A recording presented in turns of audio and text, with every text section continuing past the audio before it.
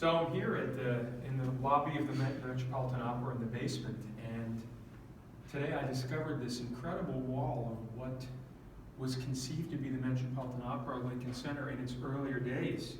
And you see the final product over here, some pictures, some of the great singers. There's an awesome picture here of Dick Tucker and Franco Corelli together before a performance of one of the first performances of Fanciullo del West.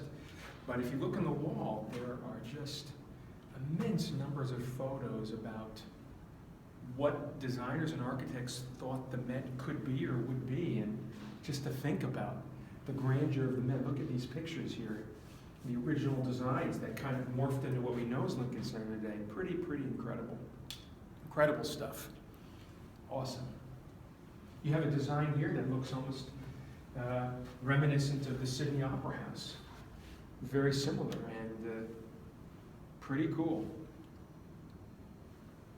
Earlier designs had a dome over the top of the Metropolitan Opera, this huge, enormous dome. Just to imagine what people thought in the 20s and the 30s of what could be Lincoln Center and the Met, and to see what it is now is pretty astounding. To think that in the 60s, it cost, between the Lincoln Center and the Metropolitan Opera, $200 million to build this facility. Can you imagine what it would cost today? Pretty incredible. You know, we know Leonard Bernstein's West Side Story, but what was really famous for West Side Story was where Lincoln Center is, which was a tenement ground. And if you look at these pictures here from the early 50s, the Upper West Side, where the Lincoln Center is now, was just a completely different world than we know today. And again, it just makes one realize and come back to the roots of how we're all here together and we're in this together. And to see the past and how people conceived of the future versus what is the present is just eye-opening and spectacular.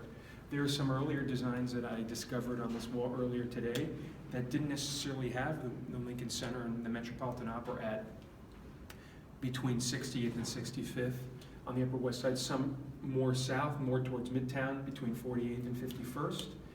Some designs ended up becoming Rockefeller Center instead of the one that we know now. There's a municipal arts building here that would have ostensibly been built at Columbus Circle, and now we know the Time Warner building to be there. We know we have the Rose Theater there. But just some incredible stuff. You should all check it out, the pictures and the information you'd learn sometime when you get to the Met. It's a really exciting area of the building here. Take care, everybody.